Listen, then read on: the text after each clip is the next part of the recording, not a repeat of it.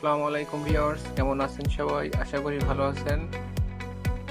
চলতে, চলতে আপনাদের সাথে এই ছোট্ট জার্নিটা শেয়ার করা। গ্রামের মেঠো পথ বেয়ে চলছি। কত সুন্দর অপরূপ দৃশ্য। ২ দিকে খোলা বিল, বিল থেকে কাটা ধান রাস্তার পাশে সাজিয়ে রাখা। গ্রামের ছেলেপেলে গরমের ভিতরে সবাই রাস্তায় ঘোরাঘুরি করতেছে। কি অপরূপ দৃশ্য! যাই হোক, চলছি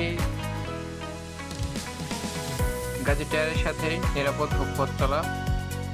এই ছোট্ট জার্নিতে আপনাদের উদ্দেশ্যে আমি এতটুকুই বলি যে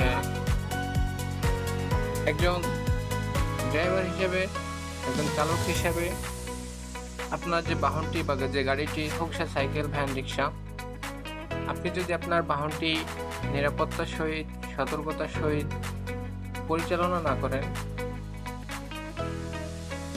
তাহলে চলন্ত অবস্থায় দুর্ঘটনার সম্মুখীন হতে পারেন। অতএব সেক্ষেত্রে আমাদের করতে হবে, একদিক থেকে আসা গাড়ি এবং বিপরীত দিক থেকে আসা গাড়িটি, দুইজন গাড়ির চালককেই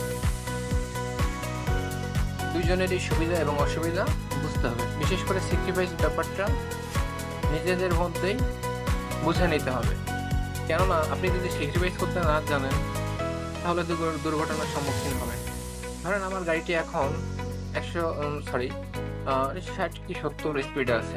এখন আমি এই গাড়িটি যদি ব্রেক করে 20 বা 25-এ নিয়ে আসি, এই গাড়িটি আবার 60-70-এ উঠাইতে আমার সর্বোচ্চ 10 থেকে 12 সেকেন্ড সময় লাগবে।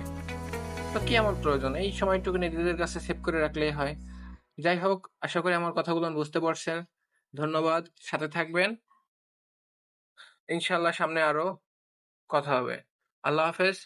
সবাই আমার জন্য দোয়া করবেন।